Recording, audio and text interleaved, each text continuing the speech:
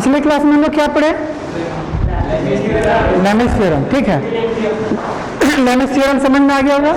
तुम लोग सवाल बनाया था क्या उस पर, लेमिस थ्योरम पर? एक क्वेश्चन तुम लोग बनाया था अपने से? अच्छा, लेमिस थ्योरम पे नहीं बनाया, एक बनाया गया। देखो, जैसे मान लो एक ऑब्जेक्ट है, इस पे फोर्स इधर 100 न्यूटन लग रहा है, ठीक? कितना है? अच्छा, अब एंगल 37, 53 नहीं, कुछ और दे रहे थे। मान लो कि ये वाला फोर्स जो है,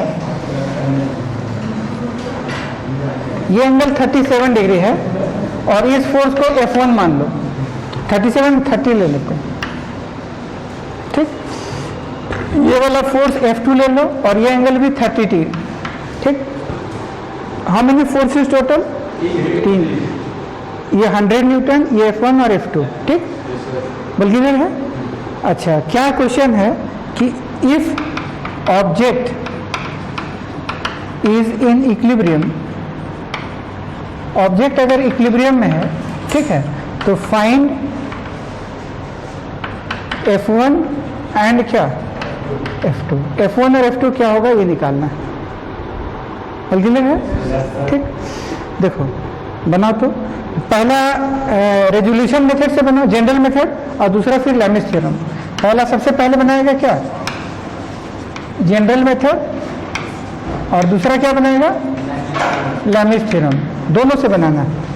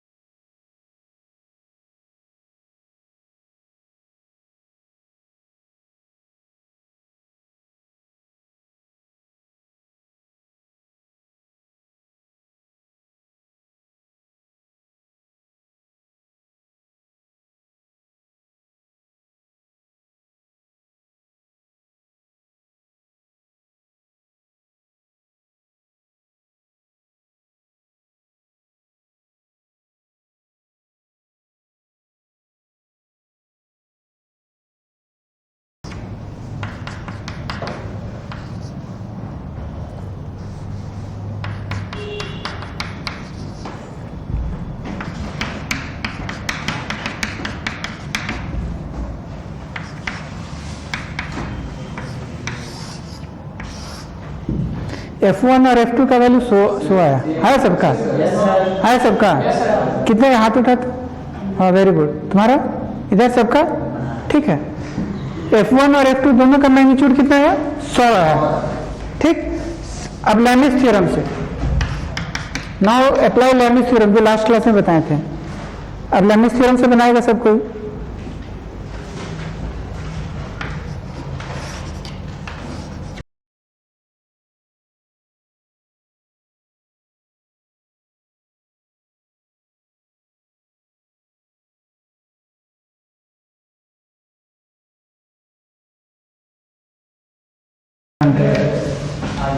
आ गया?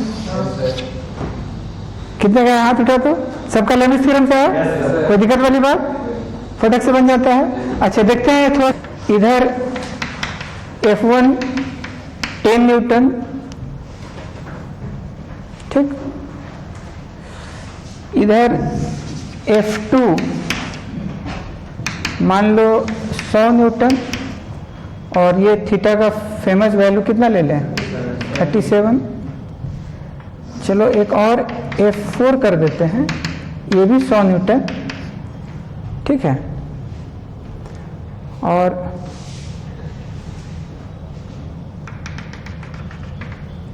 इसका वैल्यू मान लो कि ये वाला 53 ले लेते हैं, ठीक? एक और फोर्स इधर लग रहा है, तो F1 हो गया, F2 हो गया, F4 हो गया।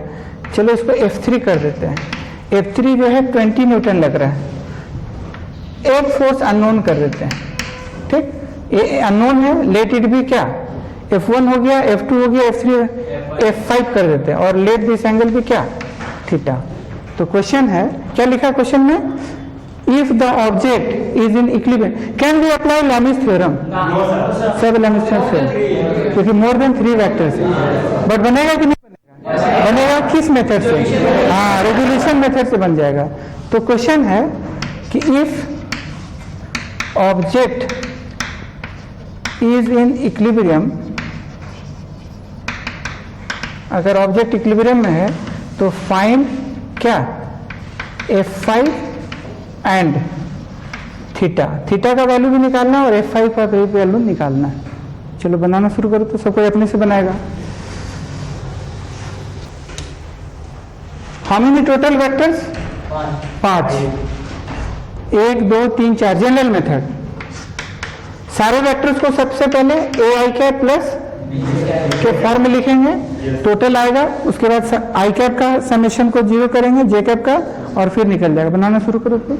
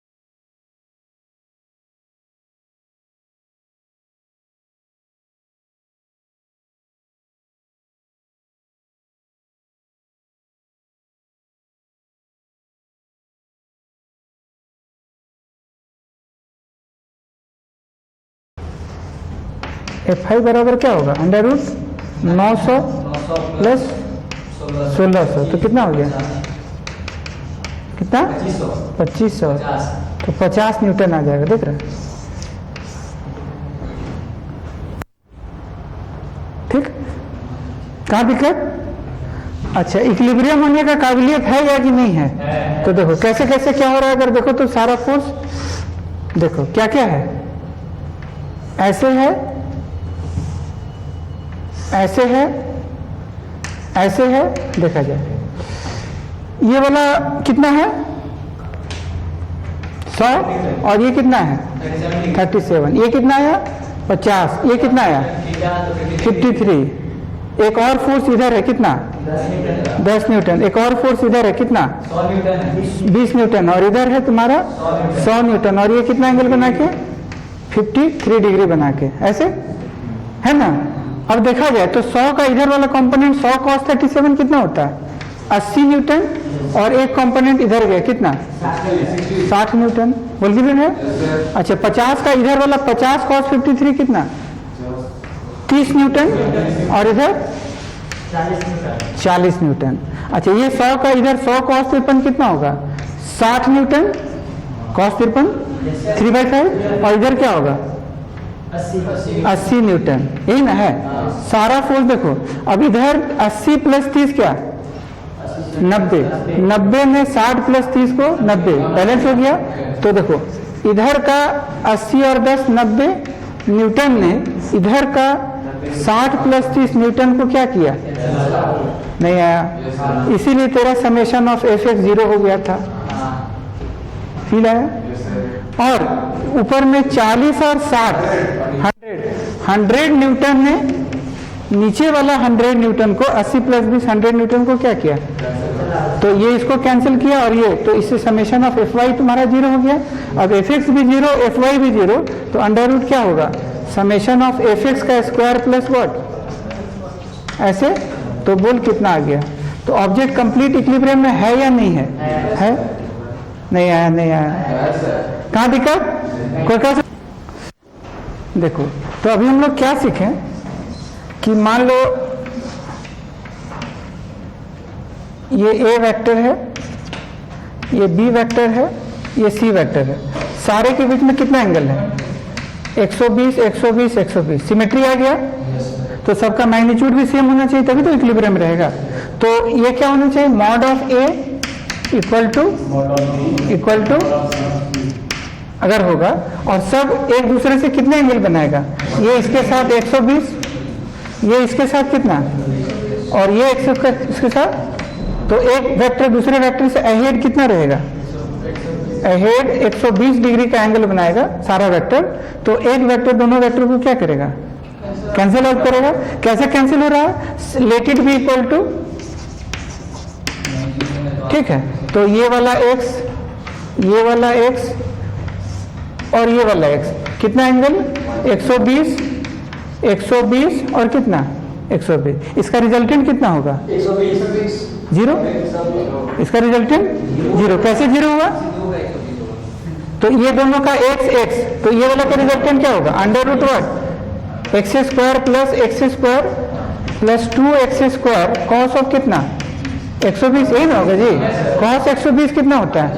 -1/2। तो ये -1/2 होगा। तो देखो, x² plus x² plus 2x² into -1/2, तो 2 ने 2 को काट दिया, तो -x² और बोल x आया, और टोटल एंगल कितना? 120। तो ये वाला कितना होगा? 60, और ये वाला, तो ये दोनों का रिजल्टेंट जो इधर, वो इसको क्या करेगा? कैंसिल आउट कर देगा। रिजल्टेंट क्या हो जाएगा? 0। क्लियर? तो हम लोग देखो बहुत तरह से क्वेश्चन आता है। जैसे मान लो कहेगा कि बताओ ये x है, ये x है और एंगल 120 है, इसका रिजल्टेंट बताओ। बोल बनेगा? तो रिजल्टेंट क्या होगा? तो दो वेक्टर है, इक्वल वेक्टर है, मैग्नीट्यूड दोनों का सेम है और एंगल दोनों के बीच में 120 है, तो रिजल्टेंट किसी एक के बराबर होगा। तो इसका रिजल्टेंट क्या हो जाएगा? x हो जाएगा। और पूरे एंगल को क्या करेगा? बाइसेक्ट करेगा।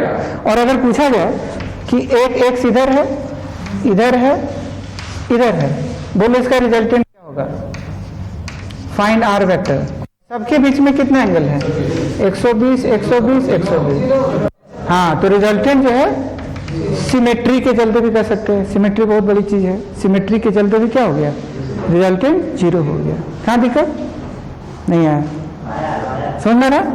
अच्छा, अब देखो, अगर ऐसा बोला जाए कि mod of a equal to mod of b दिया हुआ है, equal to 2 times of mod of c दिया हुआ है, और सब एक दूसरे से, a जो है b से और b जो है इससे 120 डिग्री का एंगल बना रहा है, ठीक है। मतलब a vector aheads b vector by कितना? 120 डिग्री, ठीक। उसी तरह b वेक्टर अहेड, हाँ, c वेक्टर या 2c वेक्टर, बात बराबर है, क्योंकि जो c वेक्टर का डायरेक्शन होगा वही 2, खाली लेंथ खाली डबल हो जाएगा। लेंथ सिर्फ क्या होगा? डबल। ये भी कितना? 120। c vectors also ahead a vector by कितना? तो फाइंड r का वैल्यू क्या होगा? ये निकालना है। तो मान लो कि सपोज दैट कि mod of a equal to हम 2x ले लेते हैं, कर लेते हैं, 120 है। तो b वेक्टर भी क्या होगा? 2x, और c वेक्टर क्या हो जाएगा? बोलो, 4x आ जाएगा। इसको 2x माने हैं, तब ये 2x, ये 2x, हाँ, x होगा ना? अरे बोलो, नहीं आया? आया? कैसे कैसे? इसको पूरा 2x मान लिए, तो ये 2x है, ये 2x है, 2 से 2 कटा तो c(x) है ना। और सबके बीच में कितना एंगल है? 120। तो इसका मतलब देखो, एक वेक्टर ऐसे है, 2x है, ये भी कितना है? 2x है और ये कितना है, x है। तो इसका हमको रिजल्टेंट निकालना है। इसके बीच में कितना एंगल है, इसके बीच में और इसके बीच में, इसी का रिजल्टेंट निकालना है ना। तो एक तो रेजोल्यूशन मेथड से बना लेगा, लेंदी हो जाएगा। थोड़ा शॉर्ट ट्रिक देखते हैं, एक शॉर्ट ट्रिक देखते हैं। तो शॉर्ट ट्रिक में देखो क्या है कि देखो हम ऐसा कर सकते हैं कि ये वाला कैन बी राइट, ये 2x को देखो ऐसा लिख सकता है कि 2x को 2x लिख सकते हैं, x नहीं आया। These 2x can be written as x plus x. अच्छा, ये 2x can also be written as x plus x, और ये वाला बचा x नहीं आया। अरे बोलो। अच्छा, ये वाला x, ये वाला x और ये वाला x कैंसिल हो गया, इसका रिजल्ट 0। तो बचा क्या, और ये 120 है, ये तो 120 और ये सब भी क्या 120, तो ये कैंसिल हो गया। तो क्या बचा, ये वाला x बचा और ये वाला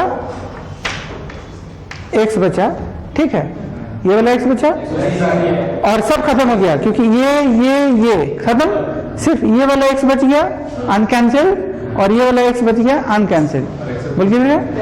और अभी भी दोनों के बीच में 120 डिग्री, हाँ कितना होगा, तो रिजल्टेंट हमारा यही आएगा। और किधर रहेगा, तो पूरे एंगल को बाइसेक्ट करते हैं। टफ लगा क्या, रेजोल्यूशन मेथड से भी ज्यादा आसान। लेकिन देखो फिजिक्स में इसी तरह का एंगल पे ज्यादा सवाल रहता है, इसलिए हम लोग शॉर्ट ट्रिक अप्लाई करेंगे। ऐसा नहीं कि इसी टाइप का वेक्टर में पूछेगा, बहुत सारे चैप्टरों में 120 डिग्री का एंगल पे ज्यादा सवाल रहता है, ताकि बच्चा का जल्दी से जल्दी बन जाए। कैलकुलेशन पार्ट उसको ज्यादा नहीं करना पड़े, खाली लॉजिकल सोचने वाला पार्ट रहे, लेकिन कैलकुलेशन में उसे, क्योंकि कैलकुलेशन बहुत बड़ा चीज थोड़ी होता है, खाली कैलकुलेटर में भिड़ गया नॉलेज है ये गड़बड़ हो जाएगा। नॉलेज होना चाहिए, कैलकुलेशन तो बाद का चीज है। तो कैलकुलेशन को आसान करने के लिए ये सब डाटा दिया जाता है।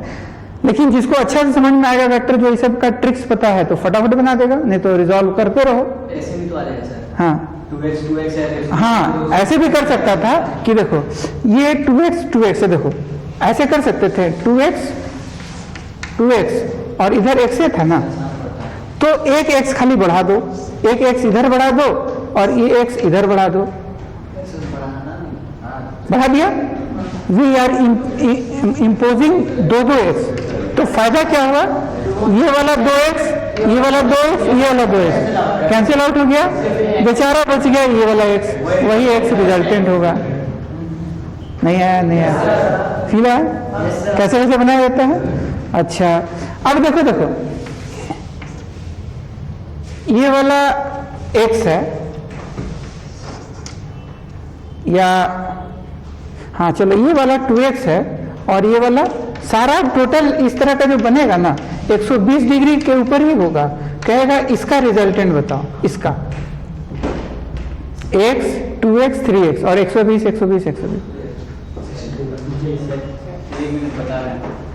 बना थोड़ा सोचो।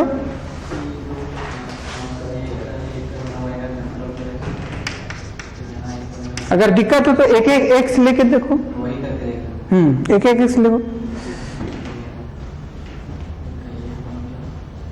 2x उधर ऊपर वाला 2x है सर, x है 2x है 3x है, सब वेक्टर एक दूसरे से 120 डिग्री का एंगल बना रहा है। रिजल्टेंट क्या होगा निकालना है, x आएगा। हाँ देखो सुनो, ये वाला x और this 2x can be written as 2x xx, this 3x can be written as 3 go x बोल क्लियर है। ये वाला x, ये वाला x और ये वाला x खत्म। अब क्या क्या बचा, इधर एक x बचा और इधर 2x बचा, बोल क्लियर है। और दोनों के बीच में कितना एंगल 120 डिग्री। अरे बोलो, अब 2x हुआ ना, तो ये 2x मतलब क्या, ये वाला x और ये वाला x।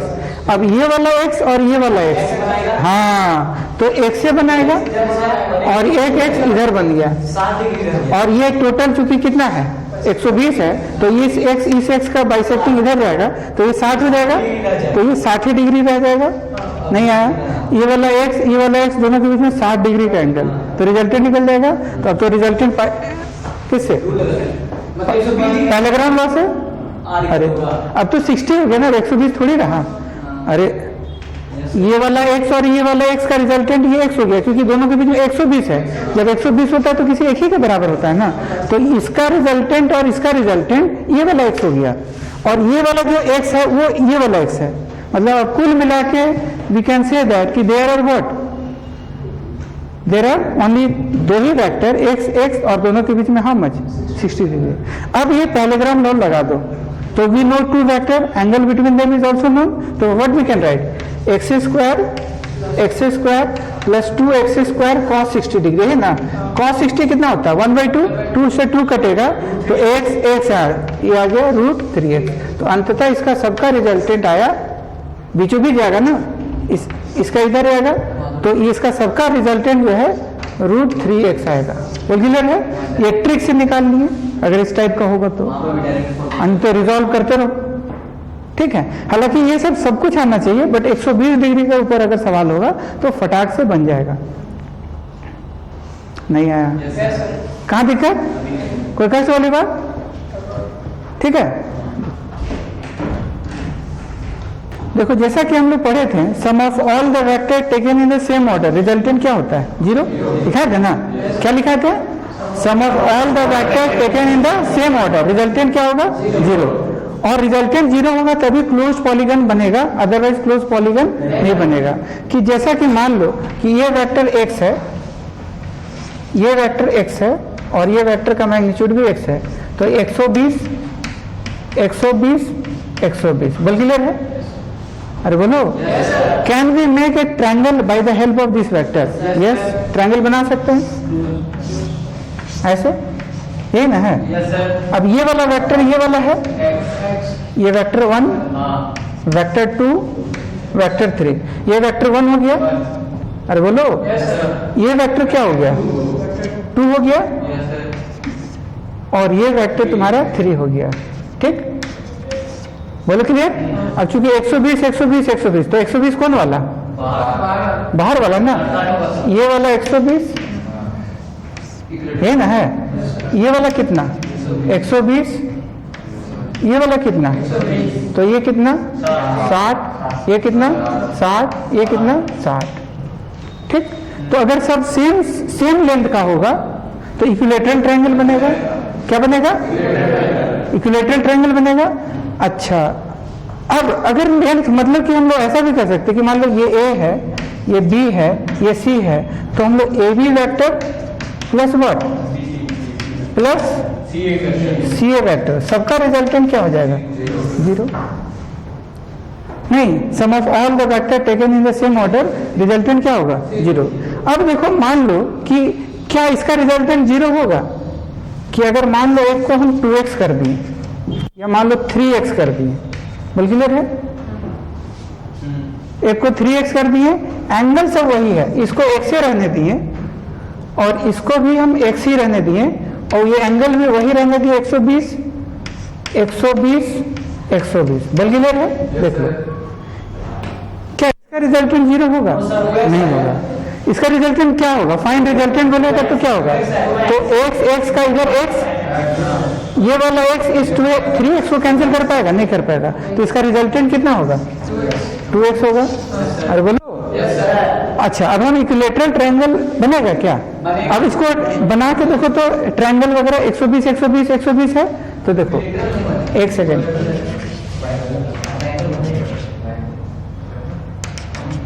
देखो ये एक ट्रायंगल बना लिए, ठीक है। अब यही एंगल ले लेते हैं 60 60। हम यही समझाना चाह रहे थे इसमें कि अगर मान लो कि अगर लेंथ, मतलब अगर बैलेंस नहीं है तो कभी क्लोज लूप भी नहीं बन पाएगा। जैसे कि ये वाला तेरा 3x हो गया, कितना हो गया? यहाँ से यहाँ 3x ले लेते हैं, 3x का हम एक ये बना है, और ये वाला तो x है ना, तो देखो ये वाला तो x रह गया। अरे बोलो, और ये वाला क्या? x रह गया। क्या ये बना पूरा कंप्लीट? नहीं बना। कंप्लीट बनाने के लिए या तो इसमें तुमको 2x बढ़ाना पड़ेगा, तब ये हो जाएगा 3x, इसमें भी 2x बढ़ाना पड़ेगा, तब जाके 3x होगा। जब ये 3x है तो समझ में आया, फील आया क्या बोलना चाह रहा है मास्टर? तभी वो पूरा क्लोज पॉलीगन बनेगा, अदरवाइज क्लोज पॉलीगन नहीं बन पाएगा। कहाँ दिक्कत? क्लियर? नहीं तो देखो हम ऐसा भी कर सकते हैं कि ये 3x की जगह इसको x बनाना पड़ेगा, 2x हटाना होगा, तब छोटा सा ट्रायंगल एक इक्विलेटरल बन जाएगा। x x x देख रहा है, 60 60 60, ठीक है। ये तो 90 डिग्री 60 60 वाला पे हो गया। अच्छा, वो जो हम लोग देखे वो मुर्गा वाला जो प्रॉब्लम था कि इधर तुम्हारा क्या था 80, इधर कितना? हाँ, इधर थोड़ा बड़ा वेक्टर 100 और इधर 60, ठीक। इसको जब ये किए थे तो कैसा फिगर बना था? ये इक्विलेटर बनेगा, देखो तो इक्विलेटर नहीं बनेगा, लेकिन राइट एंगल ट्रायंगल बनेगा। कैसे कैसे बने देखो तो, ये वाला 80 न्यूटन, ये वाला कितना 60 न्यूटन, और ये वाला 100 न्यूटन, और यहाँ पर ये एंगल, और ये एंगल कितना था 37 डिग्री था। ये कितना था? तो बिल्कुल बना कि नहीं बना? बना। मान लो तीन फोर्स है, सपोज 80 न्यूटन, एक सेकेंड, 80 न्यूटन, 60 न्यूटन और 100 Newton, 3 forces are there. Can resultant be 0? क्या इसका रिजल्टेंट 0 हो सकता है? यस, ठीक है। कैसे 0 होगा? देखो 80 और 60, 80 इधर और मतलब कि देखो इधर 80 और इधर क्या 60, ये दोनों कितने एंगल पे हो जाए? 90। अगर 90 होगा तो 80 और 60 का रिजल्टेंट क्या होगा 100, और ये 100 इधर होना चाहिए, तो रिजल्टेंट 0 हो सकता है कि नहीं? 0 हो जाएगा। तो ये चूंकि पॉपुलर डाटा है तो पता चल जा रहा है, बट इसका ट्रिक क्या है? देखो इसका शॉर्ट में स्मार्ट मेथड क्या है? स्मार्ट मेथड, बात समझा? कोई ना, देखो अगर ये तो हमको पता है ना कि कैसे कैसे 0 होने के लिए यही ना होना चाहिए, इसी एंगल पे होगा तभी ना 0 हो पाएगा। तो ये 90 डिग्री होना चाहिए, ऐसे होना चाहिए। बट जनरल में अगर कुछ भी दे दे तो कैसे बनेगा? तो हम लोग ना स्मार्ट मेथड में आरमैक्स पहले निकालेंगे, किसी दो का हम ना आरमैक्स, आर यहाँ रिजल्टेंट है, किसी दो का आरमैक्स निकालेंगे। और तो मान लो कि हम ये दोनों को सिलेक्ट किए, तो 80 और 60 क्या हो गया? 80 प्लस 60 कितना बोला? 140 न्यूटन। आर मिनिमम फिर वही दोनों वेक्टर का निकालेंगे, तो 80 और 60 का आर मिनिमम क्या होगा? 80 माइनस 60, तो कितना आ जाएगा? 20 न्यूटन आ जाएगा। अगर ये वाला बाकी जो बचता है वो अगर दोनों के बीच में है, इफ थर्ड वाला इज इन बिटवीन आरमैक्स और आरमिन अगर है, देन रिजल्टेंट विल बी क्या? 0, अदरवाइज नॉट 0। समझा? कोई भी दो नंबर पकड़ सकता है, जैसे ये पकड़े ना 80 और 60 का कितना आ गया? 140, 80 माइनस 60 कितना आ गया? 20। तो इसका रेंज क्या हो गया? देखो तो इसका रेंज हो गया, देखा जाए तो ये वाला तुम्हारा 20 है और ये तुम्हारा क्या है? 140 है। तो क्या 100 इसी के बीच में है? यस, कहीं ना कहीं इसी के बीच में होगा, तो फिर इसका रिजल्टेंट 0 हो जाएगा किसी न किसी एंगल पे। तो वो एंगल प्रॉपर क्या होगा ये जान भी रहे हम, क्लियर है? अच्छा, 80, 60 और 100 मान लो हम इसको पकड़ के देखते हैं, इसमें क्या होता है? तो इसका पकड़ेंगे तो आर मैक्स कितना आएगा बोल? तो 100 प्लस 60 कितना? 160। आर मिनिमम 100 माइनस 60 कितना? 40। अब इसको ये बना लेंगे तो ये क्या है? 160, ये क्या है? 40। क्या इसी के बीच में है? यस, देख रहा है? इसका मतलब इसका भी रिजल्टेंट 0 हो जाए। किसी को भी पकड़ लो। अगर मान लो हम करते हैं किसका 80 और 100 का करते हैं, 80 हम ये दोनों का करते हैं। आरमैक्स बोल कितना? बोलो 100 प्लस 80 कितना? 180। फिर आर मिनिमम 100 माइनस 80 कितना? 20। अब देखो ये 20, ये कितना? 180। क्या है तीसरा वाला? यस। अगर इक्विलिब्रियम में है ना तो हर कोई भी तरह से इक्विलिब्रियम में रह लेगा। हर तरह से सेटिस्फाई हो जाएगा। बोल क्लियर है? 3 वाला समझ में आ गया? अगर बोला जाए 30, 40, 50, क्या इसका रिजल्टेंट 0 हो सकता है? Can the resultant be 0? बोल क्या आंसर? यस, ठीक है। अच्छा, ये दोनों के बीच में θ1 एंगल ले लेते हैं, ये दोनों के बीच में θ2 ले लेते हैं, और ये दोनों के बीच में θ3 लेते हैं। किसी न किसी θ1 θ3 पे इक्विलिब्रियम हो जाएगा। बोल क्लियर है? बात समझा? किसी न किसी एंगल पे एडजस्ट करके इक्विलिब्रियम आ ही जाएगा, रिजल्टेंट 0 बनाया जा सकता है। बात समझ में आ रहा है? θ1 θ2 लेके, और वो थीटा क्या है? तो चूंकि 30, 40, 50 है ना, तो ये तो आराम से हो जाएगा। 40 है, क्या होगा 30, और इधर क्या हो जाएगा 50। तो हम θ1 ये बात कर रहे थे कि यहाँ θ1 90 बन जाएगा, यहाँ θ2 क्या हो जाएगा, और यहाँ θ3 कुछ ना कुछ आएगा ना, सॉल्व करने से आ जाएगा।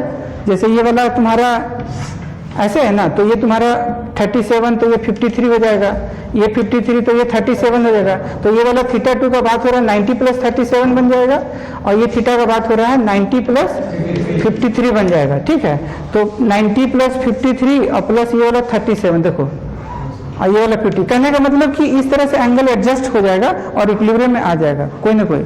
4 पे कैसे करेंगे? देखो, 4 फोर्सेस पे क्या इसका रिजल्टेंट 0 हो सकता है? जैसे ले लो 10, 20, चलो एक और 20 ले लेते हैं। और एक क्वेश्चन है, कैन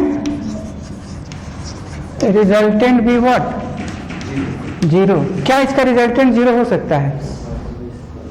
ठीक, तो इसमें देखो कैसे करते हैं कि कोई 2 मिनिमम ले लेंगे, जैसे कोई कुछ भी ले सकते हैं, कोई भी 2 नंबर ले लो।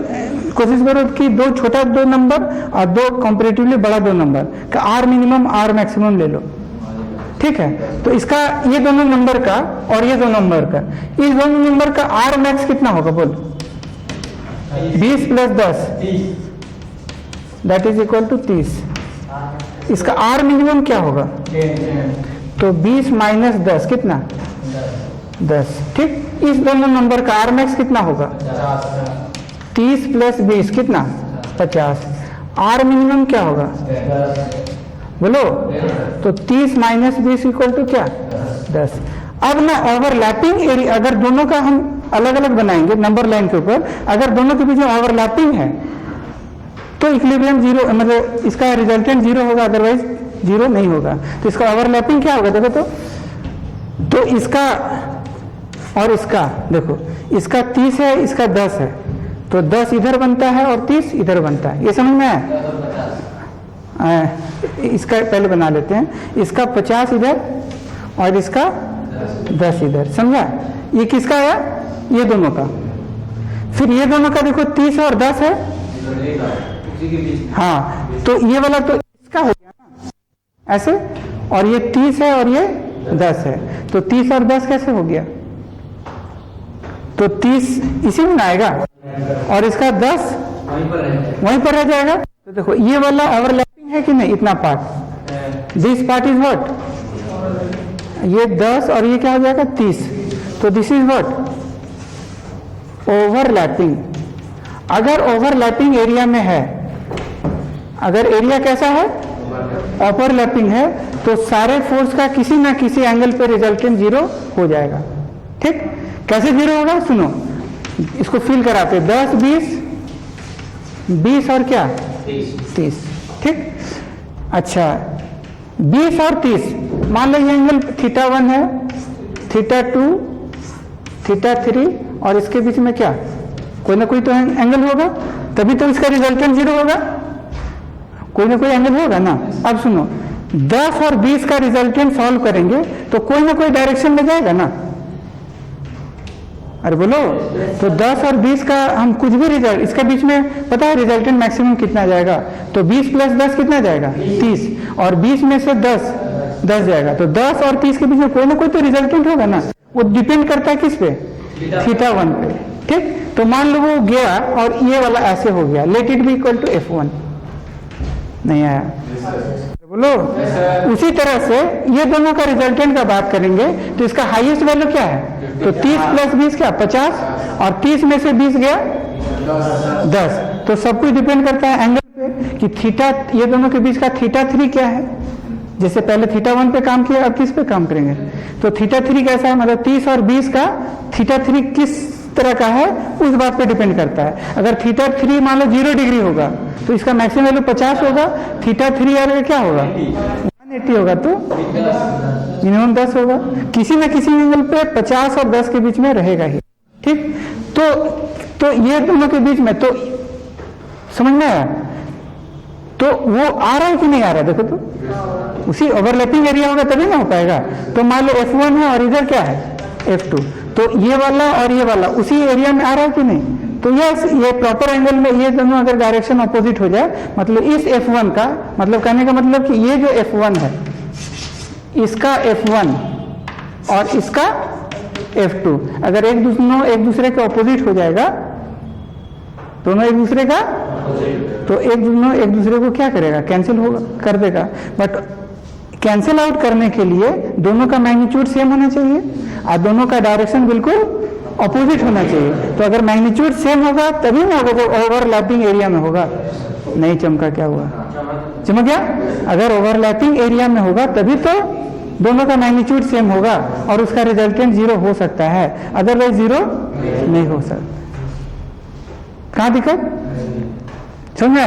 तो करना क्या है, तो पहले कोई भी 4 नंबर होगा तो दो छोटा छोटा नंबर का, फिर से सुनो, 4 नंबर होगा तो दो छोटा छोटा नंबर का पहले आरमैक्स और आरमिन निकाल लेंगे, क्लियर। फिर ये दोनों का दो बड़ा बड़ा नंबर का आरमैक्स और आरमिन निकाल लेंगे, फिर नंबर लाइन के ऊपर एक्सप्रेस करेंगे, क्लियर। क्या करेंगे, अगर दोनों एक्सप्रेस करने के बाद अगर कोइंसाइडिंग एरिया है, ओवरलैपिंग एरिया है, तो उसका रिजल्टेंट 0 हो जाएगा, otherwise resulting which of the following can the resultant be 0, ठीक है। ठीक है, लिखो पहला ऑप्शन 5, 10, 30, 50।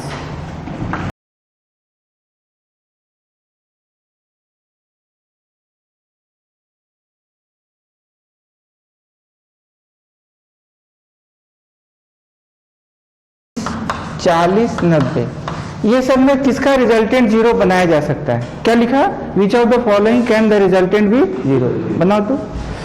ये भी नो, ये भी नो, ये भी नो, कौन वाला यस है? तो क्या क्वेश्चन था, कैन द रिजल्टेंट बी 0 वाला समझ में आ गया? ठीक है, 3 का बन जाएगा, 4 का बन जाएगा, ठीक है, उतना ही आता है, ज्यादा नहीं आता है। उसके बाद टॉपिक लिखो, to change the coordinate system. Coordinate system को हम चेंज करेंगे तो उसके ऊपर फिर कैसे काम होगा ये हम लोग पढ़ने वाले हैं, ठीक। टू चेंज द क्या लिखा, कोऑर्डिनेट सिस्टम।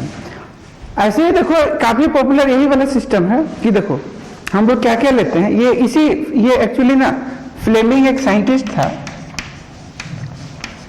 फ्लेमिंग, ठीक है, उसी के हिसाब से ये कोऑर्डिनेट सिस्टम फॉलो होता है। तुम लोग क्लास 10 में पढ़ा होगा, Fleming left hand rule, Fleming right hand rule, ठीक है। तो ये फ्लेमिंग जो है बहुत सारा चीज ना, डायरेक्शन मैग्नेटिक फील्ड का, फोर्स का, करंट का, बहुत सारा चीज जो है ना वो अपना बायां हाथ और दाहिना हाथ, इंड्यूस्ड करंट का पढ़ा होगा, लेंज मतलब इंड्यूस्ड करंट का डायरेक्शन क्या होता है, एक तरफ मोशन है, एक तरफ ये लग रहा है, हाँ फोर्स लग रहा है, तो इंड्यूस्ड करंट का वही सब सारा 10th में तुम लोग पढ़ा होगा। तो ये बहुत सारा बात जो है, कौन साहब बोले थे, फ्लेमिंग साहब, बहुत सारा वो डायरेक्शन बताए अपने हाथ के बलबूते पे, बाएं हाथ से ऐसे ऐसे बहुत सारा चीज निकलेगा, दाहिना से निकलेगा, तो उसको रिवॉर्ड देने के लिए ना फ्लेमिंग जो है कोऑर्डिनेट सिस्टम भी कहा जाता है, जिसमें देखो ये स्टैंडर्ड क्या बोला गया था कि इसको एक्स एक्सिस लेना है, मतलब कि ऐसे कुछ भी ले सकता है, ये रोटेटेड है, ये पहले समझा दे रहे हैं कि देखो अगर हम इसको एक्स एक्सिस, देखो ये एक्स एक्सिस ले लेते हैं तो ये क्या हो जाएगा, वाई एक्सिस, और ये जेड एक्सिस, ठीक है, एक्स वाई और जेड, यही फ्लेमिंग लेफ्ट हैंड रूल, इसी सिस्टम को फॉलो करना है। ऐसा नहीं कि कुछ भी हम एक्स मान लिए, इधर भी चलो एक्स मान लो, इधर भी वाई मान लो और इधर क्या मान लो, जेड, ये सिस्टम गलत हो जाएगा। बात समझा, ये एक्स को उल्टा कर दिए, बाकी दोनों को वैसा ही रहने दिए, तो ये सिस्टम गलत हो जाएगा। ये सिस्टम स्टैंडर्ड है, अब ये अलाउड है रोटेशन इस पे, ठीक है। अच्छा, ये हम 3D फिगर बनाए हैं, अगर 2D बनाएंगे तो इसको देखो ऐसा भी ले सकते हैं कि कोई मान लो ये तो हम डायरेक्शन अगर लेफ्ट से राइट दिखाना हो तो हम ऐसे दिखा देंगे, लेफ्ट से राइट के लिए। अगर राइट से लेफ्ट दिखाना हो तो डायरेक्शन ऐसे होगा, अपवर्ड दिखाना हो तो ऐसे होगा, और डाउनवर्ड दिखाना हो तो ऐसे होगा। यही ना होता है। तो ये तो इन द प्लेन ऑफ, लेकिन अगर कभी कभी ऐसा होता है कि वेक्टर का डायरेक्शन अंदर और बाहर दिखाने का नौबत आ जाता है, अंदर या बाहर। तो अंदर और बाहर तो हम लोग फिर कैसे यूज करेंगे? तो ये जो देख रहे हैं ना वेक्टर, ये वेक्टर का एक्चुअली ये हेड कहा जाता है। क्या बोलते हैं? हेड। ठीक है, इसको हेड कहा जाता है और इसको कहते हैं क्या? टेल। ठीक। तो अगर मान लो अंदर कोई वेक्टर, कोई फिजिकल क्वांटिटी, चाहे वो इलेक्ट्रिक फील्ड हो, मैग्नेटिक फील्ड हो, वेक्टर ए हो, वेक्टर बी हो, mg हो, नॉर्मल रिएक्शन हो, कितना जितना भी टाइप का वेक्टर हो, करंट भी दिखाना, इवन स्केलर क्वांटिटी का भी डायरेक्शन दिखाना हो, तो हम लोग अंदर और बाहर के लिए, अंदर और बाहर के लिए हम कौन सा सिस्टम फॉलो करेंगे? तो अंदर के लिए तो तीर जब अंदर जाएगा तो हमको कौन सा हिस्सा दिखाई देगा? टेल दिखाई देगा। इसका मतलब तीर जो है अंदर जा चुका है और उसका हेड वाला पार्ट जो है हम उसका देख रहे हैं। ठीक। तो कोई भी फिजिकल क्वांटिटी का डायरेक्शन अगर अंदर दिखाना हो तो वी विल यूज क्रॉस। ये क्रॉस कहलाता है। क्या कहलाता है? क्रॉस। और कोई चीज को बाहर डायरेक्शन दिखाना हो तो ये हो जाएगा डॉट। ठीक है। तो ये अंदर दिखाएगा और ये बाहर दिखाई देगा। बोल क्लियर है? अरे यार, अंदर और बाहर के लिए समझ में आ गया। अब देखो यहां पर क्या है कि अगर मान लो ये जेड एक्सिस बाहर है कि अंदर है? बाहर है कि अंदर है?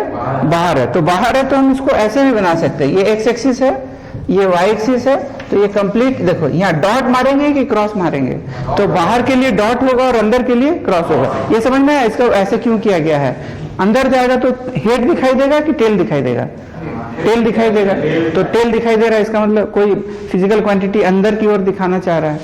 अगर बाहर आ रहा है तो एरो का हेड दिखाई देगा कि टेल दिखाई देगा? सॉरी, हेड दिखाई देगा, तो इसका मतलब बाहर हो जाएगा। तो समझ में आ रहा है ये डॉट और क्रॉस का क्या चक्कर है? अगर कोई एरो बाहर आ रहा है तो उसका हेड दिखाई देगा, तो बाहर का मतलब डॉट। कोई एरो अगर अंदर जा रहा है तो उसका पीछे वाला देखेंगे, तो ये क्या हो जाएगा? क्रॉस। कहाँ दिक्कत नहीं है? ठीक। अब ये जेड एक्सिस बाहर है कि अंदर है? बाहर है। तो बाहर के लिए हम डॉट यूज करेंगे, नहीं आया? बोल क्लियर है? क्या बोल देंगे? Out Z. ठीक। तो ये 3D का कोऑर्डिनेट सिस्टम है और ये सिस्टम गलत है बिकॉज ये फ्लेमिंग लेफ्ट हैंड रूल को फॉलो नहीं करता है। ठीक। अब फ्लेमिंग साहब और क्या बोले थे कि अगर ये वाला स्टैंडर्ड माना जाएगा तो इसका हम रेक्टेंगल, इसको चेंज भी कर सकते हैं। You can rotate bye 90 degree also this system को, और you can rotate by theta angle also. तभी तुम्हारा कोई दिक्कत नहीं, सारा सवाल बनेगा या फॉलो कर सकता है इसको। जैसे मान लो कि देखो एक अगर हम इसको, ये देख रहे हैं ना ऐसे, इसको हम ऐसे रोटेट करते हैं। देखो ये तुम्हारा क्या है? अगर दिक्कत हो स्टार्टिंग में तो यहाँ एक्स लिख लो, ये मिडिल फिंगर है, ये फोर फिंगर है, ये क्या है? थंब है। ये क्या है? Middle finger. अरे देख रहे हैं, ये क्या है? Middle finger. ये फोर फिंगर है, ये क्या है? थंब है। तुम चाहो तो यहाँ पर थंब इस सब में लिख लो कि ये वाला हम एक्स मानेंगे ऑलवेज, इसको क्या मानेंगे? वाई, और इसको क्या मानेंगे? ये अलाउड है घुमाना। ठीक है। देखो अगर इसको हम ऐसे कर देते, देखो इसको हम एक्स एक्सिस के बोर्ड घुमा रहे हैं, एक्स एक्सिस को किसके बोर्ड घुमा रहे हैं? क्या नहीं घुमा? X. Axis of rotation x हो गया, तो एक्स तुम्हारे जैसे है वैसे ही रह गया, और ये तुम्हारा क्या चला गया? वाई एक्सिस तेरा बाहर चला गया, तो जेड एक्सिस क्या हो जाएगा? डाउनवर्ड हो जाएगा। तो ये क्या चला गया? देखो फिर से सुनो, ऐसे था, ये एक्स था, ये वाई है, और ये क्या है? जेड। इसको हम कितना एंगल से घुमाए? एक्स एक्सिस का ओर घुमाए पूरा सिस्टम को। आया? अब ये तुम्हारा क्या लिखा था? तुम पेन देखो, वाई लिखा था ना, तो वाई तेरा बाहर चला गया। ये क्या हो गया? जेड। और एक्स जैसे था, तो एक सिस्टम तुम्हारा ये भी होगा कि देखो क्या हुआ, एक्स जैसे था वैसे रह गया, ऐसे किया ना, और ये तेरा क्या हो गया? वाई। तो तुम चाहो वाई को तो ऐसे भी लिख सकता है, और नीचे चला गया क्या? जेड, ऐसे।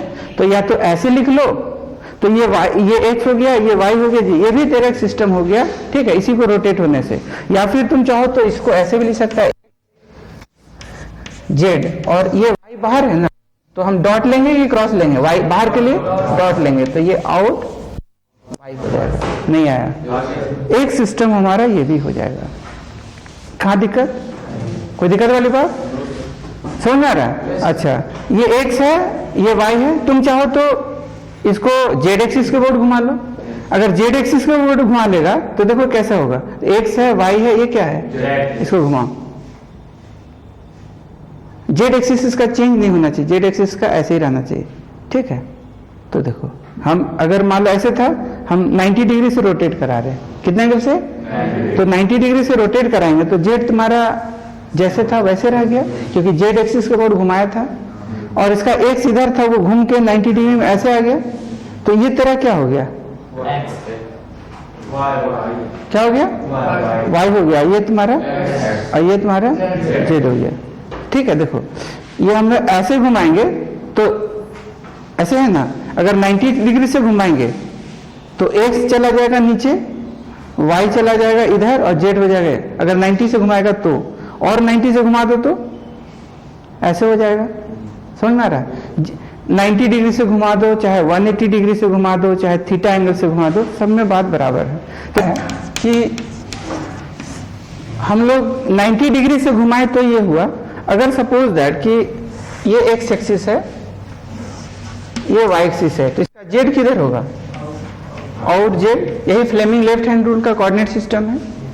Now if this is rotated bye not 90 degree about Z axis, अगर इसको जेड एक्सिस को 90 डिग्री से नहीं रोटेट करा के थीटा एंगल से रोटेट कराएंगे तो भी वो अलाउड है, ठीक है। तो थीटा एंगल से रोटेट कराएंगे तो देखो फिगर कैसा कैसा बनेगा, ये एक्स होगा, ये वाई होगा, और ये क्या है, आउट जेड। ये पुराना सिस्टम है। नया सिस्टम में देखो क्या कर रहे हैं, एक्स वाई जेड ये है, इसको हम ना जेड एक्सिस को थोड़ा सा थीटा एंगल से घुमा देते हैं, घुमा दिए। तो इसको समझने के लिए देखो, अगर इसमें कंफ्यूजन होता है ना किसी तरह का, तो तुम लोग ऐसा ले लो कि 3 रॉड है, 1 2 3 आयरन रॉड, ठीक, क्लियर। आयरन रॉड में एक तरफ मान लो ना, कुछ पॉइंट आउट करने के लिए क्या कर दिया, उसको पॉइंट आउट करने के लिए, उसका हेड को पॉइंट आउट करने के लिए मान लो डॉट मार दिया, मतलब पेंट कर दिया इसे, समझ रहा है, रेड से पेंट कर दिया, ठीक, पेंटिंग हो गया, मतलब उसको, और बाकी को वैसे ही छोड़ दिया। अब इसको वेल्डिंग कर देते हैं, क्या कर देते हैं, वेल्डिंग। कैसे कैसे वेल्डिंग किए हैं, पहला, दूसरा, तीसरा।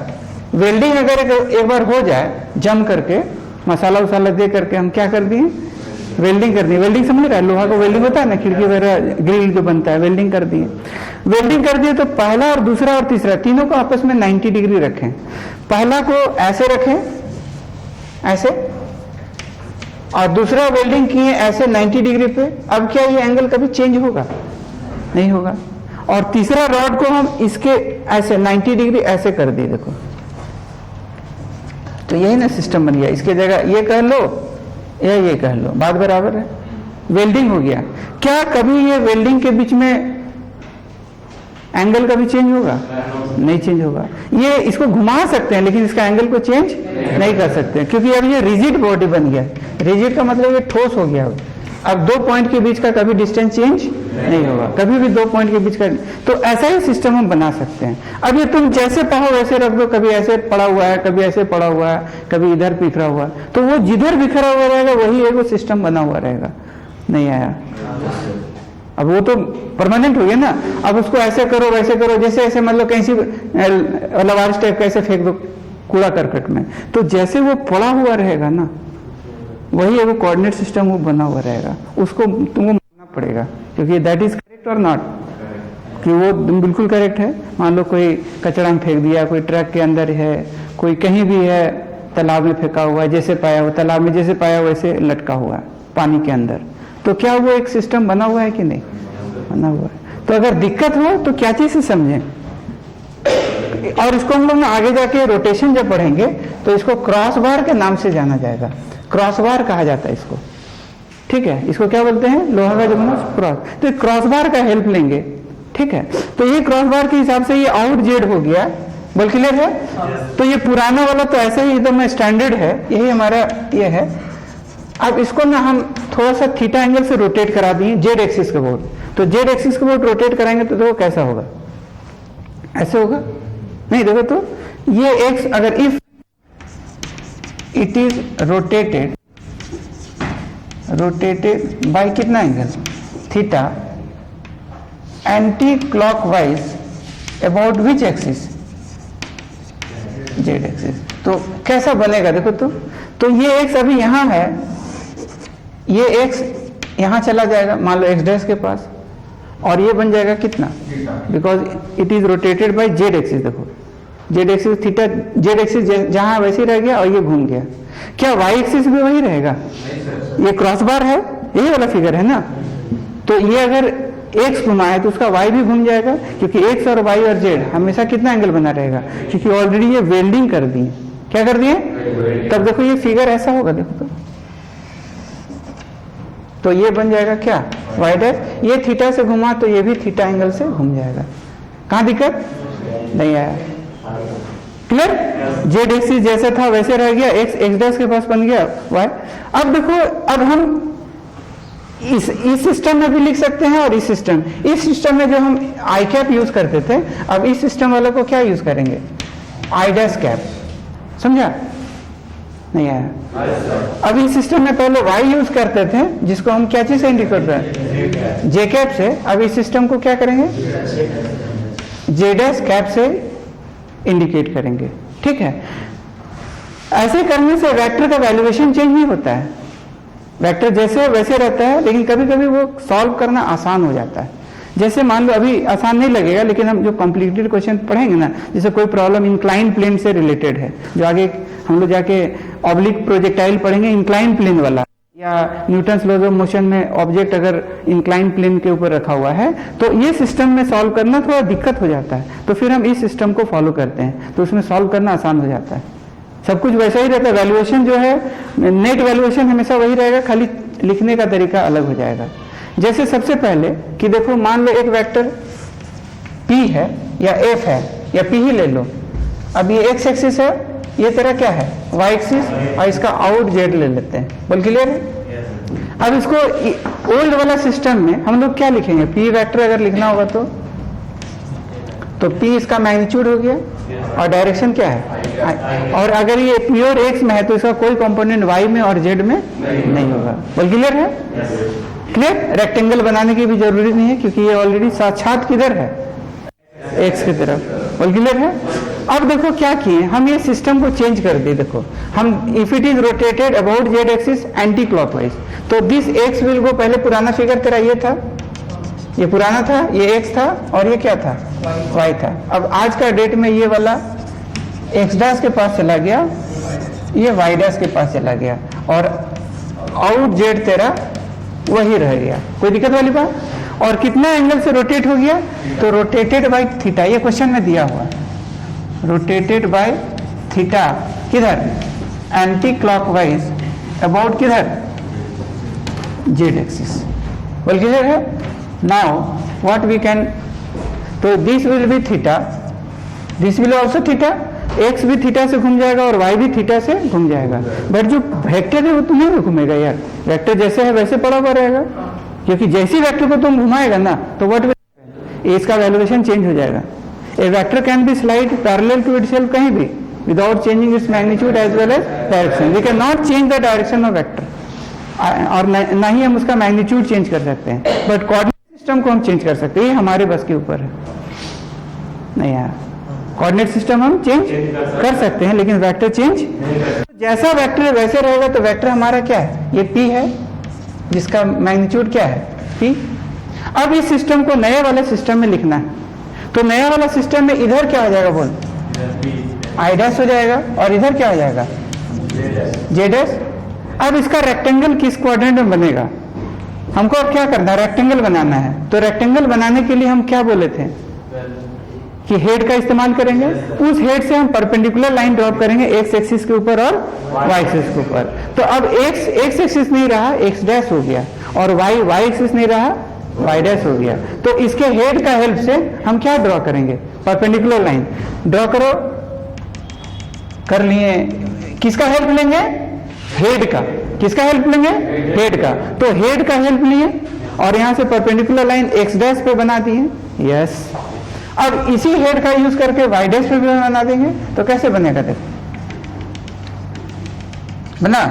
तो यहां भी ये एंगल कितना 90 और यहां भी क्या ये रेक्टेंगल बना है, देखो तो अरे बोलो, ये रेक्टेंगल बना कि नहीं बना, बन गया, नहीं आया तुमको समझ में आ रहा है, क्या बन गया ये है, क्या एक ही वेक्टर है ना, वेक्टर एक है तो एक ही ना हेड होगा, दो वेक्टर होगा तो दो हेड होगा, यस। हाँ, रेक्टेंगल कैसे बनाएंगे, ये एक्स डैश बन गया, ये समझ में आ गया, वाई डैश बन गया, ये समझ में आ गया। पी वेक्टर जैसे था वैसे रह गया। वेक्टर का हेड का हेल्प लेंगे, हेड का हेल्प से जो नया सिस्टम बना उसके ऊपर परपेंडिकुलर लाइन ड्रॉप करेंगे, ठीक है। तो इस नया सिस्टम, तो ये एक्स नहीं रहा, एक्स डैश हो गया, वाई नहीं रहा, वाई डैश हो गया, इसको आगे पीछे पूरा प्रोड्यूस करके, ठीक। अब हेड का हेल्प लेंगे तो एक्स डैश के ऊपर परपेंडिकुलर लाइन ड्रॉप किए, यस। वाई डैश के ऊपर भी परपेंडिकुलर लाइन ड्रॉप किए, यस, ठीक। तो ये जो नया रेक्टेंगल बना, अब तो पहले रेक्टेंगल इसमें बन ही नहीं रहा था, तो डायरेक्ट लिखाया था, बट इसमें तो रेक्टेंगल बन जा रहा है ना। तो रेक्टेंगल किस एरिया में बना, तो देख रहे इसका क्वाड्रेंट जो भी है, देख लो तो ये वाला, अरे बोलो नहीं। अब इसका तुम चाहो तो पहले हम लोग क्वाड्रेंट ऐसे लिख सकते हैं, पहला, दूसरा, तीसरा, चौथा। अब इसका क्या होगा, देखो तो इस सिस्टम आ गया ना, पहला, दूसरा, तीसरा और चौथा, देखो तो इसका रेक्टेंगल किसमें बना, चौथा में बना। किसका समझ में आ रहा है, पहले वाला सिस्टम में ऐसे था ना, अब थोड़ा रोटेट हो गया तो नया वाला सिस्टम में ये एक्स डैश हो गया, ये वाई डैश हो गया। पहले ये एक्स था और ये क्या था, थोड़ा सा सिस्टम, तो कोऑर्डिनेट सिस्टम का कोऑर्डिनेट भी थोड़ा टिल्टेड हो जाएगा। तो पहला, दूसरा, तीसरा, चौथा, अब लिख सकते हैं। तो बोलो क्या लिखेंगे, तो पी वेक्टर को लिखना पड़ेगा, तो क्या लिखना पड़ेगा बता, ठीक है। तो ये वाला क्या हो गया, फोर्थ है ना, तो फोर्थ में ये वाला क्या है, प्लस के माइनस, प्लस के माइनस प्लस, और ये थीटा, तो जिसके साथ थीटा उधर कॉस, तो ये क्या हो जाएगा, P cos theta, i cap नहीं, आई डैश कैप होगा, नहीं आया, आई कैप नहीं होगा, अच्छा। जेड देखो, इधर आई डैश, इधर जे डैश, इधर माइनस आई डैश, इधर बोल क्या दूसरा कॉम्पोनेंट लिखे हैं, पी साइन थीटा, और उधर जे डैश है नीचे माइनस जे, तो माइनस, कहाँ दिक्कत, तो तुम चाहो तो इसको P vector equal to P cos theta i dash j dash, बोल क्लियर है, कहाँ दिक्कत वाली बात देख लो।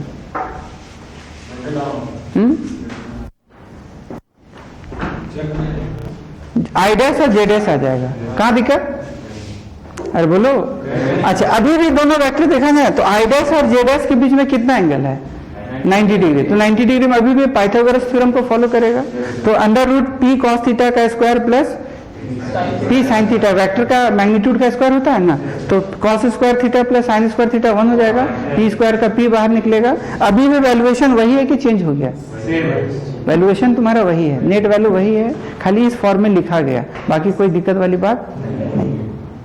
अरे बोलो, कोई कष्ट वाली बात। अच्छा, फिर देखो एक हम बना रहे हैं, ये तुम्हारा एक्स एक्सिस है, ये तुम्हारा वाई एक्सिस है। पहले हम इस सिस्टम को फॉलो करेंगे, पुराना वाला को। तो पुराना वाला तो डायरेक्ट लिखेंगे। बोलो अगर क्यू वेक्टर लिखना पड़ेगा तो बोल क्या लिखेगा, तो Q vector equal to what, तो क्यू इसका मैग्नीट्यूड है और डायरेक्शन किधर है, तो बस ये पुराने के हिसाब से। अरे बोलो, नए के हिसाब से देखो क्या होगा, तो पुराना फिगर ऐसे होगा, ये x है और ये क्या है, y है, ये तुम्हारा किधर चला गया, x डैश चला जाएगा और ये क्या आ जाएगा, y डैश चला जाएगा। बोल क्लियर है। अब इसमें i डैश और इधर j डैश फॉलो होगा। q वेक्टर वही रहेगा कि चेंज हो जाएगा, हाँ q वेक्टर तुम्हारा वही रहेगा। तो ये रहा तेरा q वेक्टर। अब देखो कैसे कैसे रेक्टेंगल बनेगा, किसके हेल्प से परपेंडिकुलर लाइन ड्रॉ करेंगे, वेक्टर का हेड के हेल्प से। वेक्टर का हेड के हेल्प से परपेंडिकुलर लाइन ड्रॉप होगा किसके ऊपर, एक्स के ऊपर, और हाँ सॉरी अब होगा एक्स डैश के ऊपर और वाई डैश के ऊपर। तो ये इसका हेड हुआ, एक्स डैश के ऊपर परपेंडिकुलर लाइन ड्रॉप करो, एकदम बिल्कुल 90 डिग्री होना चाहिए, बना लो, बन गया, क्लियर है। इसका भी 90 डिग्री बना लो, बन गया। तो यहाँ 90 और यहाँ 90। बोल इसका कौन सा क्वाड्रेंट में चला गया था? हाँ किधर गया, ये ना फॉलो किया, पहला क्वाड्रेंट में आ रहा है, तो पहला क्वाड्रेंट में आई डैश और प्लस आई डैश और प्लस जे डैश होगा।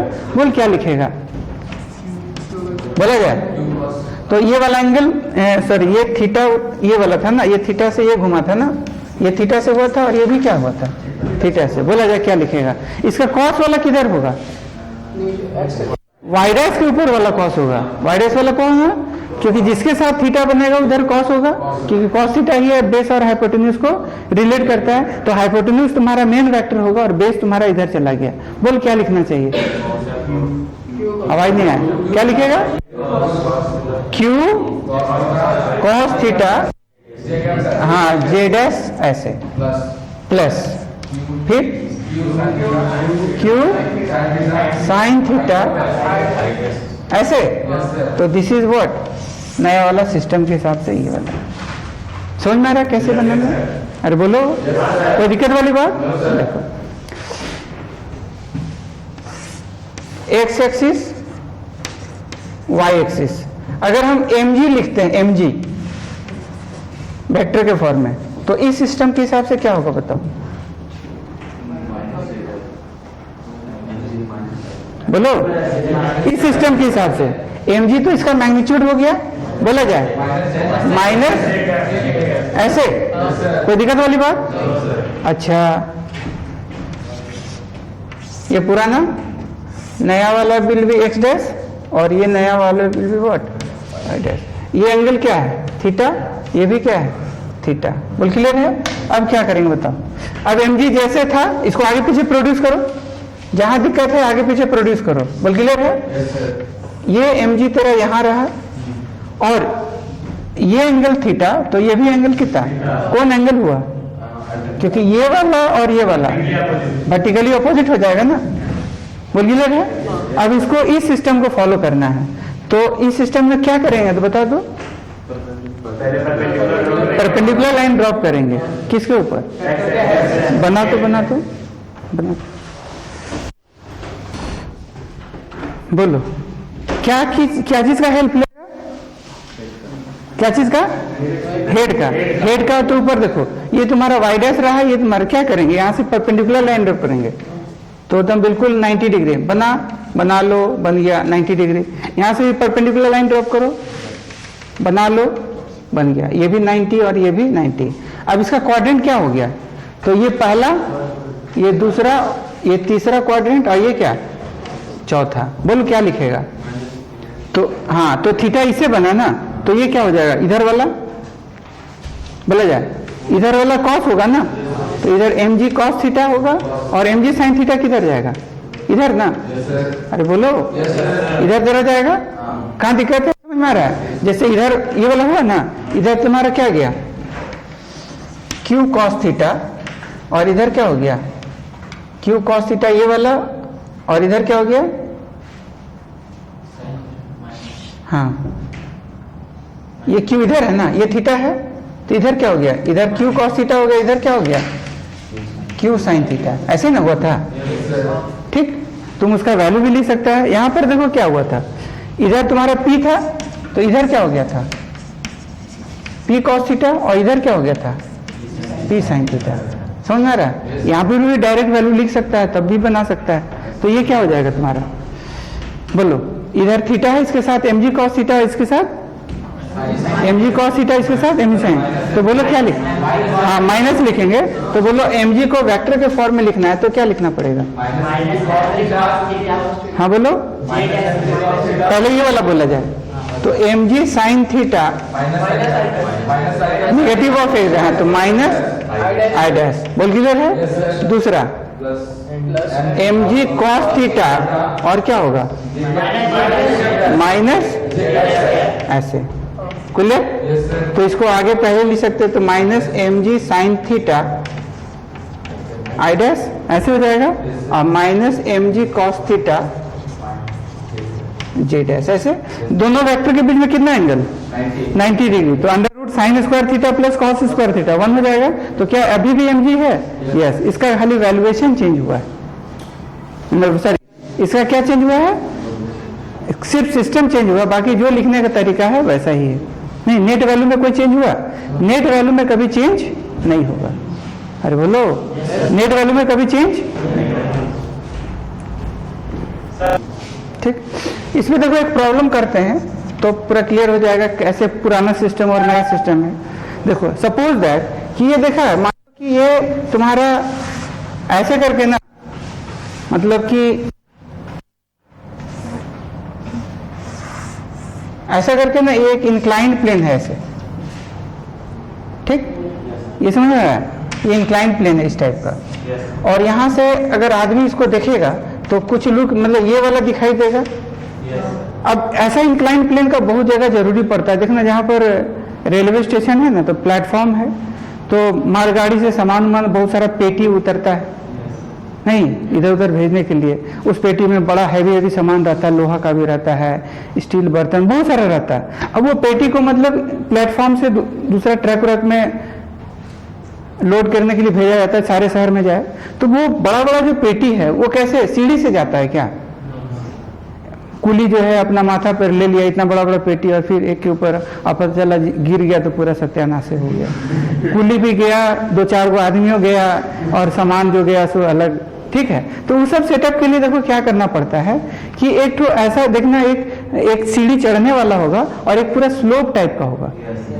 देखा पूरा एकदम पूरा ये होगा, उसमें कोई सीढ़ी नहीं रहता है, स्लोप रहता है, प्लेन स्लोप रहता है। उसी के थ्रू जो है ना सामान को खींच खींच के ले जाया जाता है। नहीं तो वैसा ही टाइप का है कि जैसे मान लो कोई वीआईपी या कुछ बड़ा बक्सा सा ले लेते हैं ऐसे, ठीक है, और ये जो है ये मान लो कि इसका जो वजन है, मान लो वजन 100 केजी ले लेते हैं, या चलो 100 केजी समझने के लिए 100 केजी, ठीक, 100 केजी ले लेते हैं, ये समझ में आया।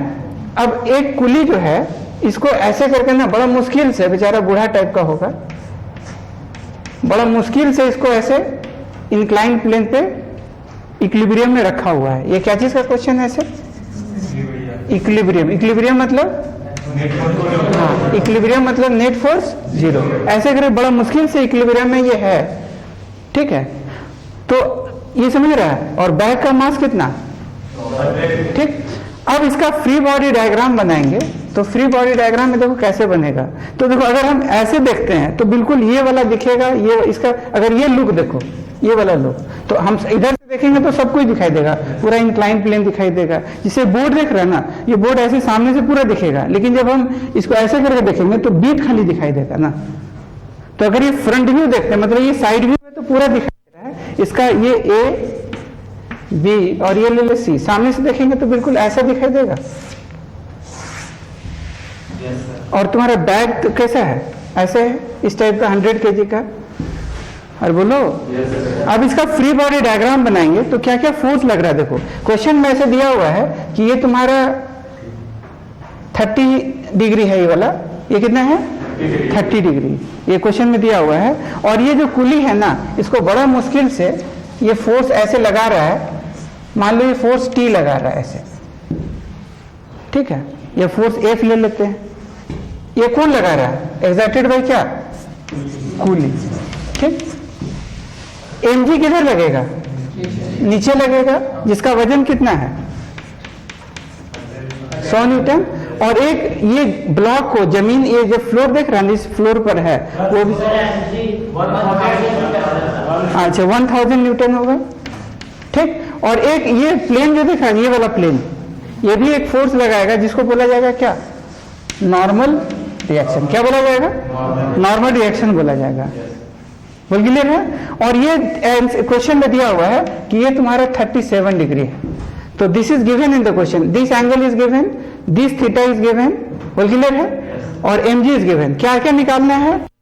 फाइंड f और क्या n, f और n क्या होगा ये निकालना है। तो ये प्रॉब्लम चाहो तो ओल्ड सिस्टम से भी बना सकता है और ये प्रॉब्लम चाहो तो न्यू सिस्टम से भी बना सकता है।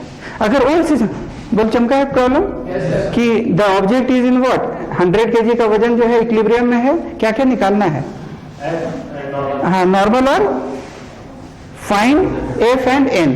ठीक, अगर मान लो हम पुराना वाला सिस्टम फॉलो करेंगे तो देखो कैसे कैसे होगा। पुराना सिस्टम, तो पुराना सिस्टम में ये ऑब्जेक्ट है, अगर दूर से देखा जाए तो ऑब्जेक्ट क्या चीज दिखेगा? पॉइंट जैसा। तो फ्री बॉडी डायग्राम बनाएंगे तो इधर mg लगेगा जिसका वैल्यू बोलो कितना? 1000 न्यूटन।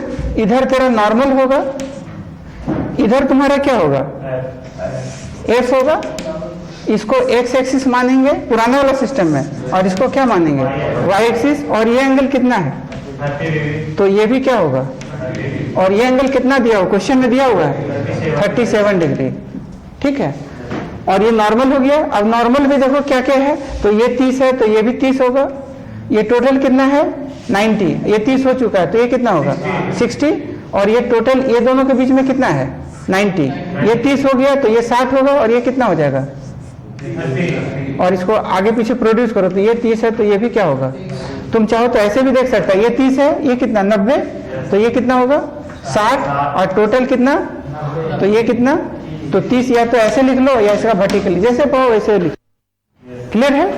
अब अगर इस रूल को फॉलो करेंगे तो देखो हमको एन वेक्टर को क्या लिखना पड़ेगा बताओ? एन वेक्टर को इसको लैमिस थ्योरम से भी बना सकता है क्योंकि तीन ही फोर्स है ना। तो एन वेक्टर को क्या लिखेगा? तो ये लिखेगा एन क्या जाएगा? माइनस एन साइन 30 डिग्री, ये ना आई कैप, और ऊपर क्या जाएगा? N cos 30 degree. क्या नहीं आया? एन को समझ में आया? अच्छा, एम जी को क्या लिखे बोलेगा? माइनस 100,000 जे कैप। और एफ को क्या लिखेंगे? तो अब तो ये 37 और 30 टोटल एंगल इसके साथ कितना बन गया? 67 बन गया ना। क्या बन गया? तो क्या लिखेंगे? एफ कॉस आई कैप प्लस ऊपर जाएगा क्या? F sine 37 degree, sorry 37 plus 30 कितना हो जाएगा? हाँ, 30 प्लस 37 कितना? आई कैप। हाँ, प्लस एफ साइन 30 प्लस 37 क्या लिखेंगे? बोलो, बोल। क्लियर है? क्लियर? अब सबका अब देखो ये कॉस ए प्लस बी वाला फॉर्मूला में जाएगा तो कॉस ए इंटू बी, इसका फॉर्मूला पता है ना? Cos A sign plus sign A cos B minus B, फिर हाँ वाला formula cos A cos B minus sign A sine B. इससे हमारा ये पूरा वैल्यू पता चलेगा। और ये वाला value sine A plus B equal to क्या लिख सकता है? Sine A cos B plus cos A sine B. इस रूल को फॉलो करेगा तब जाके इसका पूरा वैल्यू आ जाएगा। फिर तुमको लिखना होगा N vector plus m g vector plus what F vector equal to 0। तो यहाँ से दो इक्वेशन बनेगा, एक आई कैप का कोफिशिएंट को 0 से इक्वेट करेगा और एक जे कैप का कोफिशिएंट को 0 करेगा, तब जाके पूरा वैल्यू आएगा। देखो बहुत ज्यादा लेंदी हो जा रहा है, लेकिन अगर इस सिस्टम को फॉलो करेंगे, देखते जाना, इस सिस्टम को फॉलो करेंगे तो देखो क्या क्या है। इधर mg है, अरे बोलो, इधर क्या है? नॉर्मल, और इधर तुम्हारा f है, और ये एंगल कितना हो रहा है? 37 डिग्री। बोल क्लियर है? अच्छा, अब देखो कैसे कैसे होगा इसको ऐसे। ये वाला एंगल यहाँ कितना है? 30। ये वाला कितना है? तो 30 90, तो ये कितना? 30। ये 30 तो ये वाला 30 तो ये भी 30। अरे बोलो, अब इस सिस्टम को फॉलो करेंगे तो देखो, अगर इफ द देखो पहले हम लोग ये जो है इस सिस्टम को फॉलो किए थे x और y ऐसे।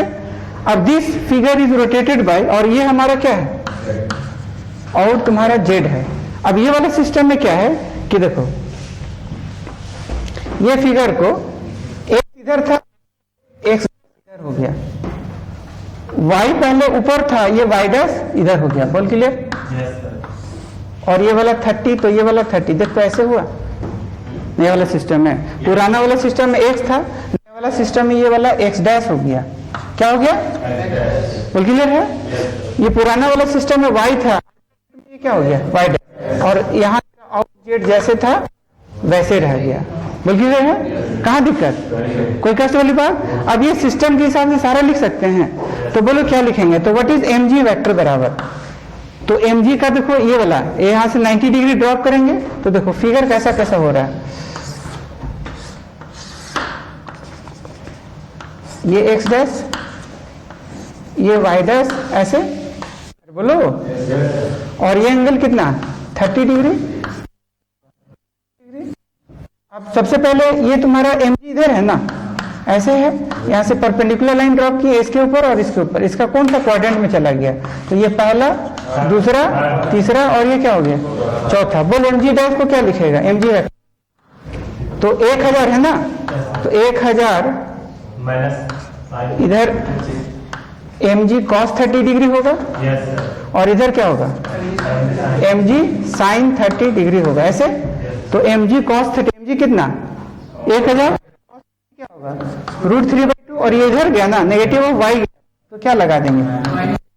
ऐसे। अरे बोलो प्लस, ये भी माइनस हो जाएगा, डायरेक्ट लिखते हैं mg बोले तो 1000 और साइन 30 डिग्री 1/2 और ये नेगेटिव ऑफ x डैश गया, ये हमारा पहला इक्वेशन या mg के लिए लिखें।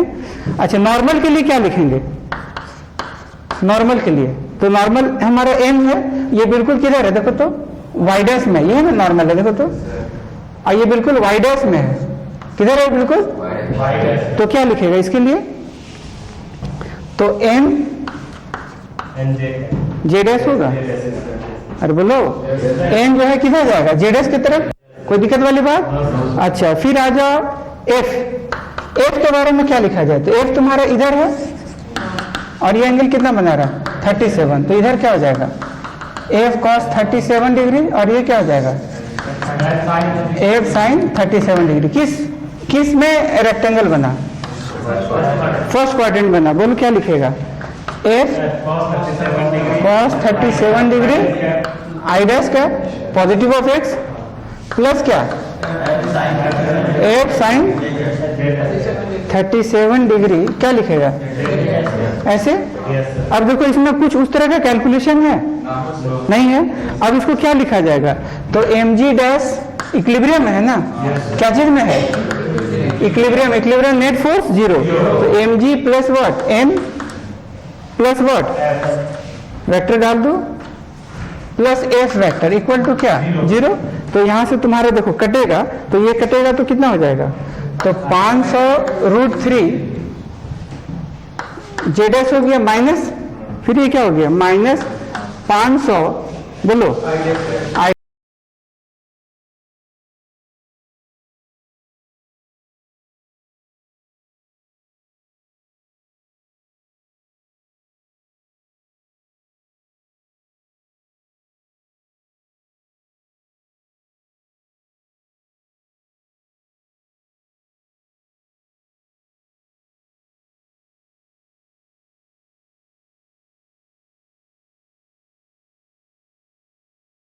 तीन सौ, सही है ना? Minus 500√3 plus n equal to कितना? 0। तो n का वैल्यू कितना आ जाएगा? तो 500√3 माइनस 375, ये तुम्हारा न्यूटन। इतना फोर्स तुम्हारा नॉर्मल रिएक्शन आ गया। क्या क्या पूछा था? क्या? f और n क्या होगा? कहाँ दिक्कत हुआ? तुम चाहो तो लैमिस थ्योरम से भी लगा सकता है। लैमिस थ्योरम से लगाता है तो देखो कैसे कैसे बनता है। तो लैमिस थ्योरम से भी बन सकता था। ये तुम्हारा f हुआ, ये तुम्हारा क्या हुआ? n हुआ, ये थोड़ा सा टेढ़ा होगा और इधर क्या हुआ? 1000 न्यूटन हुआ। बोल क्लियर है? अब एंगल वगैरह देखो, एंगल देखा जाए तो कितना एंगल हो गया? तो ये 90 हो गया, ये 30 है तो ये 30 हो गया, तो 30, 90 और 37 कितना हो जाता है? ये वाला बोलो 30 प्लस 90 प्लस 37, ये दोनों के बीच में एंगल। अच्छा, ये वाला कितना है? तो ये टोटल 90, ये 37 हो चुका, तो ये कितना? तो ये हो गया 90 माइनस 37, ये ना होगा, एक सेकेंड, ये ना होगा, ये टोटल 90 है, ये 37 हो चुका है, तो बाकी का एंगल कितना होगा, 90 माइनस 37, इसके बीच में क्या होगा, तो ये 30 है, ये टोटल कितना 180, जिसमें से ये 30 निकल चुका, तो बाकी का 180 माइनस 30, बोल क्लियर है। अब हम क्या लिखेंगे, तो 1 लिखेंगे तो फिर हम साइन ऑफ 180 माइनस 30 लिखना पड़ेगा। अरे बोलो, कोई दिक्कत वाली बात। अच्छा, अगर n लिखेंगे तो क्या लिखना पड़ेगा, साइन ऑफ 90 प्लस 30 प्लस क्या लिखना पड़ेगा, 37, कोई दिक्कत वाली बात। और अगर 1000 लिखेंगे तो क्या लिखना पड़ेगा, साइन 90 माइनस 37, कहाँ दिक्कत। अब देखो क्या लिखेंगे, एक sine of 180 minus theta form 250 ऐसे, ठीक, सिलिंग स्टेट। तो अब 0 कटेगा तो 125 होगा ये, तो वेरी गुड, 125 ये हो गया। अब बोलो कितना आएगा, 125 गुना 4 500 √3, फिर कितना बोला 375 न्यूटन। कहाँ दिक्कत फील आया इसका। तो हम लोग देखो, लेकिन ये सिस्टम अगर फॉलो कर रहे हैं तो बड़ा कचरा हो जा रहा है, क्योंकि इसमें ये भी कॉम्प्लिकेटेड, ये भी कॉम्प्लिकेटेड, पूरा सॉल्व करेगा सारा जीवन कॉम्प्लिकेटेड नहीं। लेकिन ये वाला सिस्टम भी आसान है, ये सिस्टम भी आसान है, और ये जनरल मेथड है। 3 है तब ना हम लेमिस थ्योरम लगाएं, अगर 4-5 रहता तो यही मेथड लगाता ना, तो इस मेथड को लगाता और चाहे इस मेथड को लगाता जनरल में, बट ये तो कचाहिन कर देता ना। तो सबसे बेनिफिट किस में है, इसी में है। तो कोऑर्डिनेट सिस्टम को चेंज करने से भी हमारा सवाल फटाफट बन जाता है, यही हमको सिखाना चाह रहे थे। क्लियर। अगले क्लास में हम लोग कैरम बोर्ड प्रॉब्लम और ये करेंगे, क्या नाम है, 3D पोजीशन वेक्टर वगैरह सीखेंगे। क्लियर।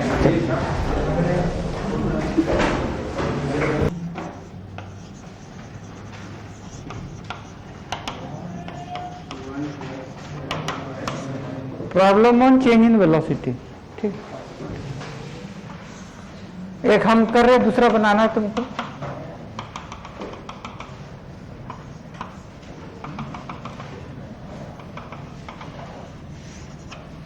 देखो, एक बॉल आया v0 वेलोसिटी से, कितना से आया, और नॉर्मल के रिस्पेक्ट में ये प्लेन ऑफ द सरफेस के रिस्पेक्ट में नॉर्मल है।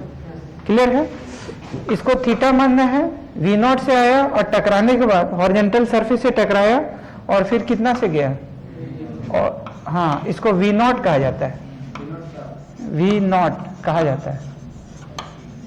क्या बोलते हैं इसको, v0।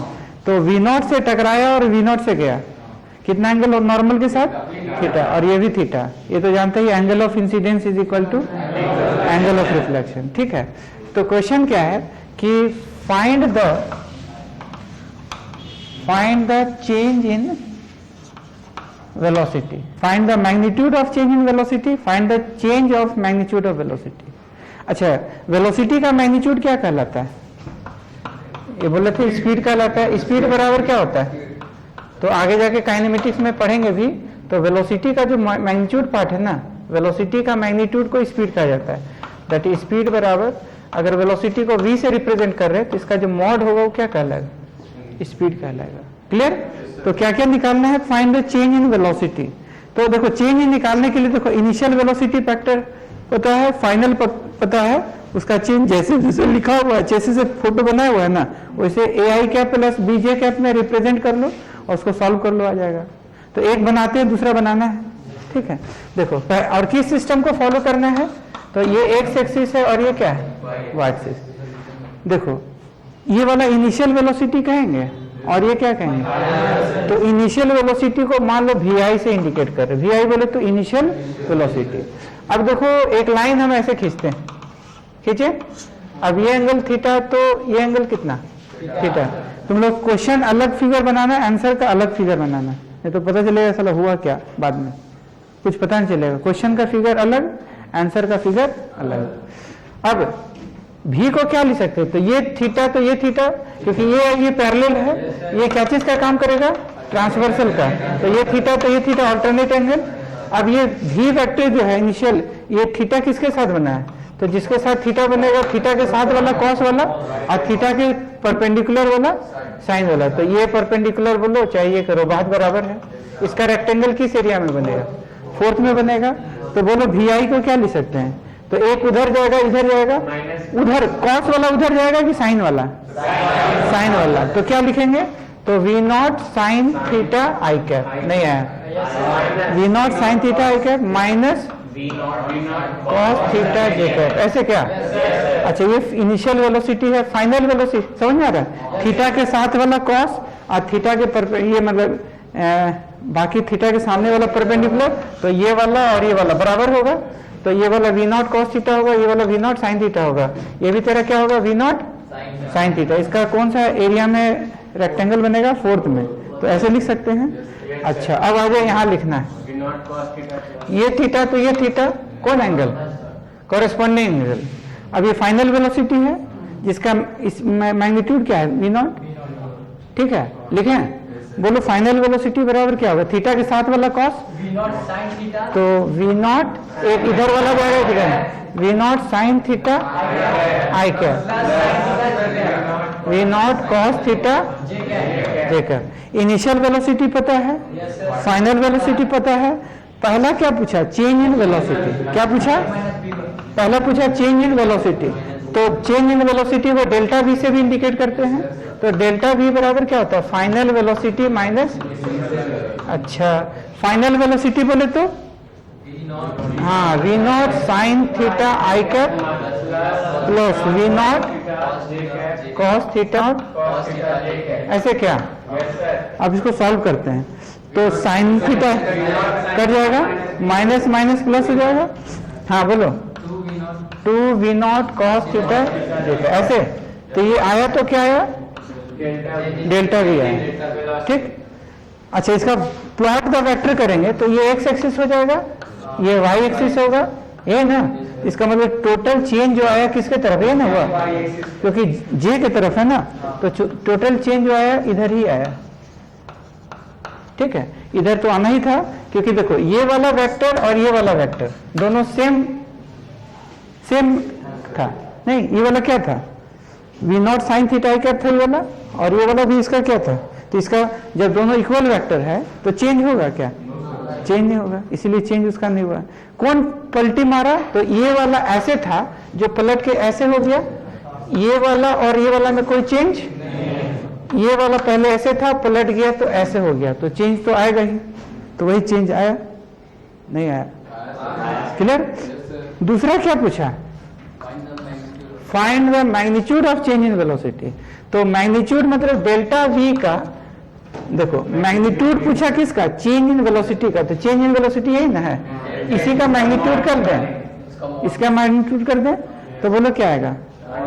हाँ, तो इसका मैग्नीट्यूड मतलब 2v0 cos theta j cap का मैग्नीट्यूड। तो बोलो क्या लिखेगा? ऐसे। तीसरा क्या पूछ रहा है? Find the change of magnitude of velocity. देखो, तो इसका मतलब वी आई इनिशियल है, इनिशियल में देखो हमको पूछा मैग्नीट्यूड का, देखो चेंज पूछा मैग्नीट्यूड ऑफ वेलोसिटी का, तो पहले हमको मैग्नीट्यूड ऑफ वेलोसिटी निकालना होगा। क्या निकालना होगा? Magnitude of velocity. तो magnitude of velocity initial magnitude of velocity क्या है?